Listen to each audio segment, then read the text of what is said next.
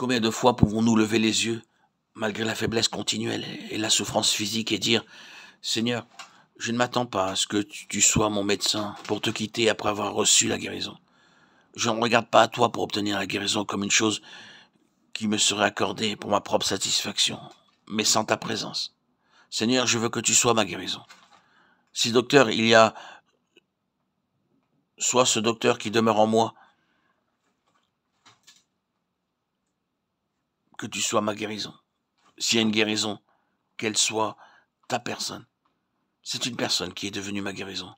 Dieu est ma santé. Christ est ma santé. Voyons-nous toute la différence? Oui, combien cela est différent.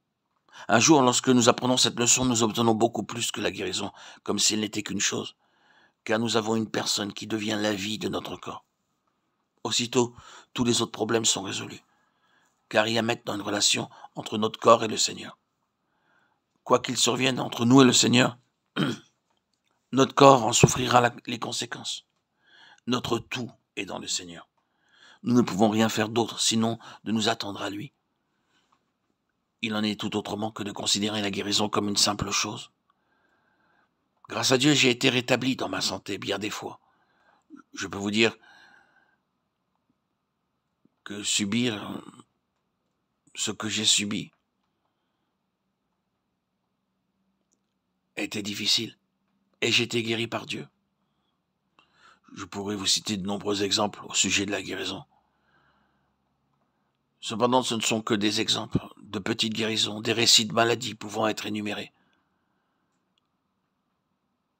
Je peux aussi vous faire part d'une expérience qui s'est passée. Un jour bien précis, un mois bien précis, une année bien précise où Dieu a ouvert mes yeux et m'a fait voir que Christ est ma guérison. C'est une chose qui se produit une fois pour toutes. Il ne s'agit pas d'une expérience particulière, mais d'une personne agissant en nous, qui est Christ. Puis-je vous rappeler que, bien que Paul n'ait pas obtenu la guérison, il fut cependant guéri. Pouvons-nous faire la distinction?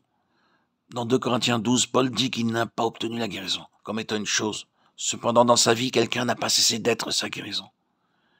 Alors que sa faiblesse persistait, sa guérison aussi se manifestait.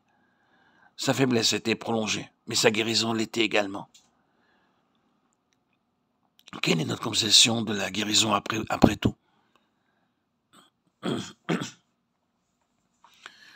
La guérison, pour la plupart d'entre nous, est une question d'élimination. Mais il n'en est pas ainsi. La guérison n'est pas du tout une élimination. La guérison, c'est d'avoir quelqu'un. Ce n'est pas l'absence de la faiblesse, mais la présence de la puissance de Christ en nous.